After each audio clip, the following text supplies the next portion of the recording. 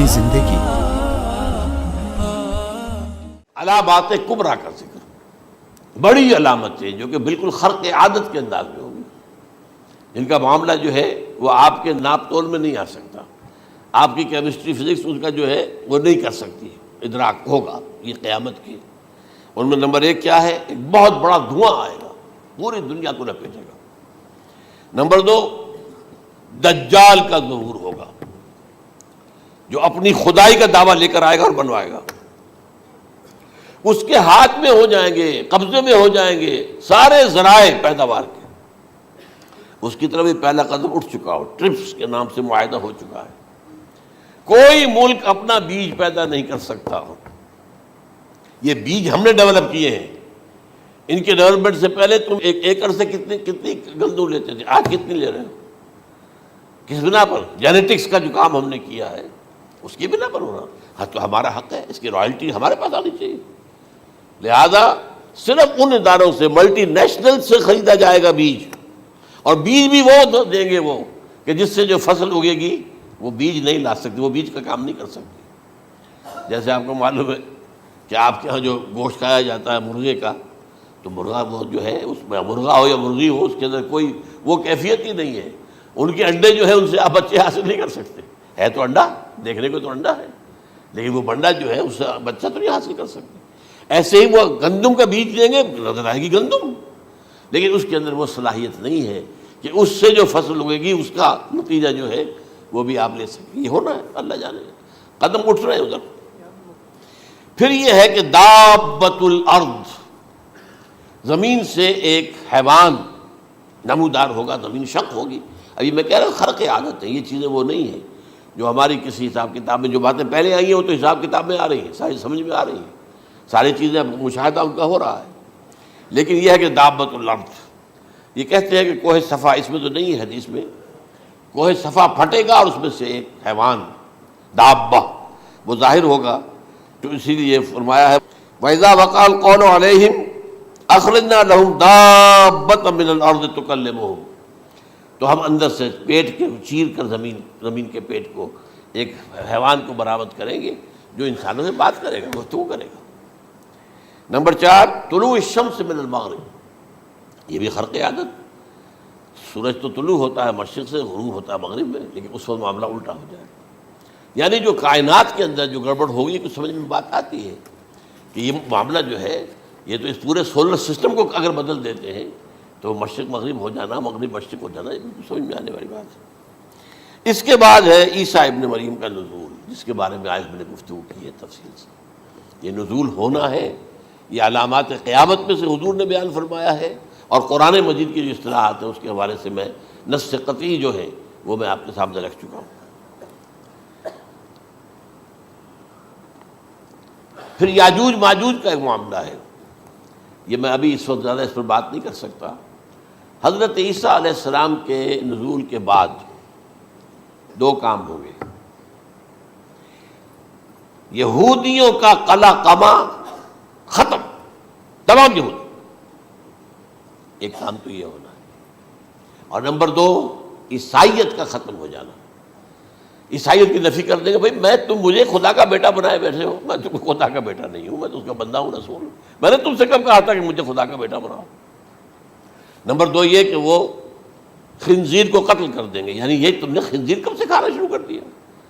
میں تو تم کو نکاح اجازت دے کر گیا تھا، یہ تو شریعت موسوی میں حرام تھا، اور میں کہہ کر گیا تھا کہ یہی شریعت تم پر لاگو رہے گی، ہاؤ کم تم نے کیسے یہ؟ آج بھی بہت سے رومن کیتھولکس جو ہے وہ سور نہیں کھاتے، وہ اس میں ہے ان کے اندر کچھ نہ کچھ بعض جو ہے جو حضرت عیسیٰ کی تعلیمات کا کچھ اثر ان کے ہاں ہے۔ میں تو ایک مرتبہ، یہ 1971 کی بات ہے، 4-5 دن کے لیے برسلز میں رکا تھا، اس لیے کہ وہاں مجھے ایک صاحب نے خط لکھا تھا کہ وہاں ایک نوجوان ہے، ابھی اس ایمان لایا ہے، اور اس کے کچھ مسائل ہیں، ہم کوشش کر رہے ہیں کہ مسائل حل کریں، آپ بھی جا رہے ہیں۔ میں انگلینڈ جا رہا تھا تو واپسی پر آپ ان کے یہاں چند دن ٹھہرے، میں حیران ہوا۔ ویسے اس نے مجھے اپنے گھر ٹھہرایا نہیں، اس لیے کہ ماں باپ تو اس کے کرسچن تھے، اور پولیس کا چیف آفیسر اس کا باپ تھا، چیف آف پولیس فورس۔ اس نے مجھ سے ایک دن کھانے پہ بلایا، میں ہوٹل میں ٹھہرایا مجھے، اس نے کہا آپ اطمینان سے یہاں کھانا کھائیں. اس گھر میں نہ آج تک کوئی شراب کی بوند آئی ہے اور نہ ہی کوئی بوٹی آئی ہے سور کی. Roman Catholics. اب اکلوتا بیٹا تھا یہ عبدالعزیز، نے بعد میں نام رکھا، وان کینٹر اس کا نام تھا جو کہ اوریجنل تھا. پھر اس نے نام رکھا عبدالعزیز وان کینٹر، پرانا نام بھی باہر رکھا. نہایت ایک نہایت خوبصورت. 28 سال کی عمر تھی اور اس وقت میں نے دیکھا تھا کہ اس کی فقہی معلومات جو ہے میری معلومات سے 10 گنا زیادہ. اس کی وجہ کیا ہے؟ وہ گیا تھا موراکو میں ایز اے ٹیچر ملازمت کرنے، پیسہ کمانے. وہاں وہ مسلمانوں سے اس کا ہوا رفت ضبط ہوا، اسلام کی تعلیمات سامنے آئی، اسلام لے آیا. اب اکلوتا بیٹا ہے اور ماں باپ جو ہے کرسچن کیتھولکس. جب وہاں سے واپس آیا تو پھر کہتے ہیں کہ ہمارے درمیان ایک معاہدہ ہے، وی آر لیونگ ٹوگیدر، لیکن یہ معاہدہ ہے ہم مذہب پہ بات نہیں کریں گے، بس باقی جو بھی ہے وہ ساتھ رہ رہے ہیں. لیکن میں حیران ہوا، مجھے معلوم نہیں تھا. اچھا اس کے بعد اس نے جب اسلام کا فیصلہ کیا تو اس کے سامنے سوال آیا کون سی فقہ اختیار کروں. تو اس نے بڑی جو ہے تھورو اسٹڈی کی ہے تمام فقہوں کی، کمپیریٹو اسٹڈی. ان کو کرنے کے بعد پھر فائنل فیصلہ اس کا یہ تھا کہ حنبلی فقہ میں اختیار کروں. چاروں فقہوں میں سب سے لیٹسٹ حنبلی ہے، یعنی حنفی نمبر 1، پھر مالکی نمبر 2، پھر اس کے بعد شافعی نمبر 3، پھر یہ امام احمد ابن حنبل ہے. اور امام احمد ابن حنبل کے زمانے تک احادیث بہت بڑے پیمانے پر جمع ہو چکی تھی، جبکہ ابھی حضرت امام ابو حنیفہ کے زمانے میں کوئی اتنا زیادہ جو ہے حدیث کا بھی ذخیرہ نہیں بنا تھا. اسی پر تو لوگ حیران ہوتے ہیں کہ زیادہ حدیث امام ابو حنیفہ کے علم میں نہیں تھی، لیکن مجال ہے کہ ان کا کوئی فتویٰ جو ہے کتاب و حدیث کے، کتاب اور سنت کے خلاف ہو. اگرچہ انہوں نے صاف کہا کہ اگر تم پاؤ کوئی ایسی سچی حدیث، پختہ حدیث جو میری کسی رائے کے خلاف ہو تو میری رائے کو دیوار پر دے مارنا اور اس صحیح حدیث کی پیروی کرنا. لیکن ویسے اس کے بعد یہ کمال یہ ہے کہ بہت ہی کوئی شاذ معاملہ ہے کہ جس میں ان کا کوئی فتویٰ وہ کتاب و سنت کے منافی ہو یا سنت کے منافی ہو. کتاب پہ تو سوال پیدا نہیں ہوتا، کتاب تو ساری ان کے سامنے موجود تھی. اس کے بعد یہ ہے کہ یاجوج ماجوج، اصل میں بتا رہا تھا آپ کو کہ جب عیسائیت بھی ختم ہو گئی، یہود ویسے ختم ہو گئے، استیصال ہو گیا، جڑ کٹ گئی. اب عیسائیت گویا کہ اسلام میں ضم ہو گئی. عیسائیت مذہب ختم، یہودی خود ختم. اب یہ طاقت کتنی ہو جائے گی؟ تقریباً 2/3 دنیا آ گئی. تمام اب عیسائی 2 ارب کے قریب ہیں، 1 ارب 90 کروڑ ہوں گے، یا مسلمان بھی 1 کروڑ 50-60 لاکھ ہیں. دونوں کو جوڑ لیجیے کتنے ہو گئے؟ 6 ارب کل آبادی ہے. لیکن اس کے بعد آتا ہے یاجوج ماجوج کا خروج. یہ یاجوج ماجوج میرے نزدیک چائنا اور رشیا ہے. ان کی مجموعی طاقت اتنی ہوگی اور یہ اس طرح آئیں گے ہر اونچائی پر سے اترتے ہوئے، پھسلتے ہوئے. جیسے 1962 میں جب وار ہوئی تھی بٹوین چائنا اینڈ انڈیا 1962 میں، تو وہ اس وقت کا نقشہ جو آج بھی اخبارات میں پڑھتا تھا تو یاد، waves after waves of Chinese soldiers were coming down the slopes of Himalayas. یہ تو وہ ہے نا جن کی تعداد کا کوئی حساب نہیں ہے.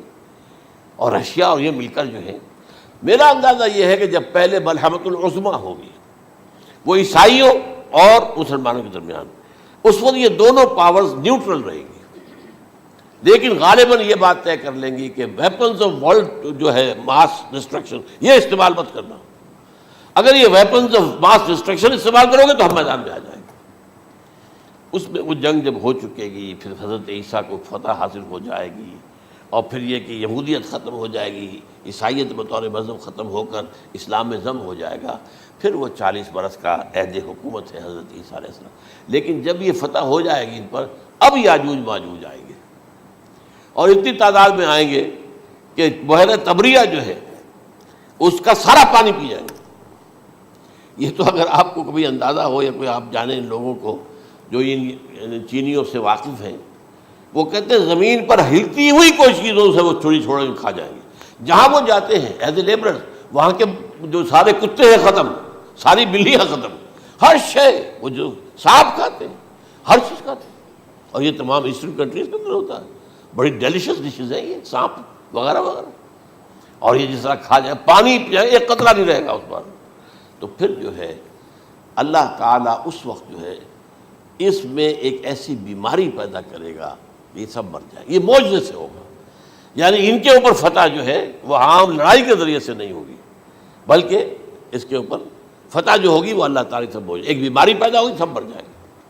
اور اس کے بعد اللہ تعالیٰ ایسے پرندے بھیجے گا بڑی لمبی لمبی گردنوں والے، وہ ان سب کو کھا جائیں گے. جیسے ہمارے ہاں گدھ ہوتے ہیں وہ ان کو صاف کر دیں گے. ورنہ تو یہ ہے کہ پوری دنیا کے اندر جو بدبو اور جو پیدا ہوتا معاملہ اس سے، تو اس نوع انسانی کی بقا ممکن نہیں تھی. ان کے خاتمے کے بعد پھر یہ ہوگا کہ حکومت اسلامی جو ہے پوری دنیا میں حضرت مسیح علیہ السلام کی ہوگی.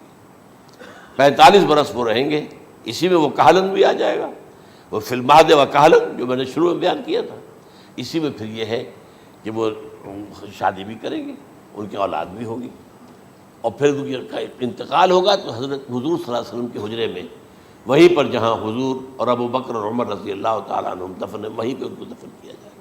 اور قیامت کے دن حضور فرماتے ہیں کہ میں اور یہ تینوں ساتھ نکلیں گے. تو یہ ہے حالات و واقعات. بہرحال اس میں یہ ہے کہ یہ نوٹ کر لیجئے کہ جہاں تک ہمارے ہاں آج کل کا معاملہ ہے، میرے نزدیک میں یہ کہنے پر مجبور ہوں، جو رفع و نزول مسیح کو نہیں مانتا وہ کم سے کم منکر حدیث ضرور ہے. میں اس سے کم کا فتویٰ نہیں دے سکتا. اب یہ ہے کہ جو لوگ مہدی کو نہیں مانتے ان کا معاملہ میں مختلف سمجھتا ہوں. چند منٹ لے رہا ہوں آپ کے اور اس لیے کہ ان کی حدیثیں صحیحین میں نہیں ہیں، بخاری مسلم میں نہیں، اور یہ کہ بہرحال ان کا معاملہ جو ہے وہ ایسا نہیں ہے حضرت عیسیٰ کا. حضرت عیسیٰ کے آنے کا جو کچھ ہوگا وہ تو میں نے آپ کے سامنے بیان کر دیا. لیکن یہ ہے کہ حضرت مہدی ہمارے نزدیک اس میں خرق عادت کوئی ہے ہی نہیں. جیسے ہر صدی کے مجدد ہوتے ہیں، آخری صدی کے مجدد وہ ہوں گے، اور میرے نزدیک یہی آخری صدی ہے، اور اسی میں حضرت مہدی کا ظہور ہو جانا. سعودی عرب میں کوئی خانہ جنگی ہوگی کسی بادشاہ کے انتقال پر، اور پھر اس وقت یہ ظاہر ہوں گے. اس وقت ملک کے حالات کو سنبھالنے کے لیے لوگ ان کو زبردستی نکالیں گے، چھپے ہوئے ہوں گے ایک گھر میں.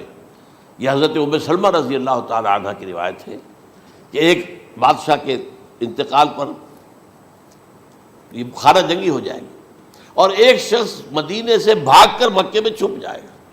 یہ تو ہے ان کے الفاظ، میں توجیہ کر رہا ہوں. یہ لوگ ان کی طرف دیکھ رہے ہوں گے کہ یہ جو وقت آیا ہے فتنے کا ہماری قوم پر، ہمارے ملک پر، تو ان کی شخصیت ایسی ہے کہ یہ بیچ میں آئیں، صلح صفائی کرائیں، اور وہ جو ہے اس ذمہ داری سے بچ کر بھاگیں گے اور جا کر مکے میں چھپ جائیں گے. پھر لوگ انہیں تلاش کر کے نکالیں گے اور زبردستی ان کے ہاتھ پر بیعت کریں گے، ورنہ وہ اتنے بڑے منصب کو. اور پھر یہ بھی ہے، ایک حدیث میں آتا ہے یصلحو فی لیلۃ واحدہ، ایک رات میں ان کی مکمل اصلاح کر دیں گے. یعنی اگر کوئی تھوڑا بہت نقص اور عیب کوئی ہوا بھی، کوئی کمی کوتاہی ہوئی بھی، تو اللہ تعالیٰ ایک رات میں اصلاح کروا دیں. لیکن ہمارے نزدیک اس کے اندر کوئی خرق عادت ہے ہی نہیں. البتہ جو کہتے ہیں اہل تشیع، وہ خرق عادت ہے کہ ان کے 12ویں امام جو ہے وہ بچپن ہی کے اندر اس خوف سے کہ جو بنو عباس بادشاہ ہیں وہ ان کو قتل کر دیں گے، تو وہ ایک غار میں چھپا دیے گئے. اب وہ 1200 برس سے اس غار کے اندر چھپے ہوئے، اور اس کے بعد وہ ظاہر ہوگی، وہ امام مہدی ہوں گے. اس میں خرق عادت ہے. لیکن میں یہ کہتا ہوں کہ محض خرق عادت کی بنیاد پر ہم اس کی نفی نہیں کریں گے. کیوں؟ کیا ہم یہ نہیں مانتے کہ اصحاب کہف 300 برس تک سوئے رہے؟ یہ کیا عام بات ہے؟ حضرت عزیر علیہ السلام اللہ نے انہیں موت دی، موت، اور 100 برس کے بعد زندہ کر کے اٹھا لیا. تو خرق عادت حضرت عیسیٰ کو ہم اتنا بڑا خرق عادت مانتے ہیں کہ اٹھا کر آسمان پر، تیسرے آسمان کے اوپر ہیں، موجود ہیں، اب بھی ہیں. شب معراج میں تیسرے آسمان پر حضور کی ملاقات ان سے ہوئی. تو یہ خرق عادت کی بنیاد پر نفی نہیں ہم کرتے. ہو سکتا ہے، لیکن یہ کہ اس کے لیے ہمارے پاس کوئی دلیل نہیں، کوئی احادیث نہیں، کچھ نہیں، اس لیے ہم اس کو نہیں مانتے. البتہ خود وجود جو ہے حضرت مہدی کا وہ کوئی عجیب بات نہیں ہے. وہ تو جیسے پہلے بھی آئے ہیں ہمارے مجددین، ایسے مجدد ہوں گے اور دین کو تازہ کر دیں گے. ایک صحیح اسلامی ریاست جو ہے وہ عرب میں قائم ہو جائے گی دوبارہ. حضور نے فرمایا وہ عدل اور انصاف سے عرب کو اسی طرح بھر دے گا جیسے کہ وہ اس سے پہلے ظلم اور جور اور زیادتیوں کے سے بھری ہوئی ہوگی. تو یہ کام ہوگا، یہ تو مجدد کا کام ہوتا ہی ہے. اس حوالے سے. لیکن بہرحال میں نے پھر بھی کہا کہ اگر احادیث کی کمزوری کی وجہ سے کہ صحیح عین میں نہیں ہے، اگر کوئی شخص انکار کرے تو مجھے کوئی اعتراض نہیں ہے، ٹھیک ہے. لیکن جو حضرت عیسیٰ کے رفع سماوی اور حضرت عیسیٰ کے نزول کا انکار کرتا ہے، وہ کم سے کم، میں انہیں اور آگے کوئی فتویٰ نہیں دیتا کہ وہ کافر ہو گئے یا یہ ہو گیا یا وہ ہو گیا، لیکن منکر حدیث کے لائن میں تو وہ لازماً کھڑے ہو گئے.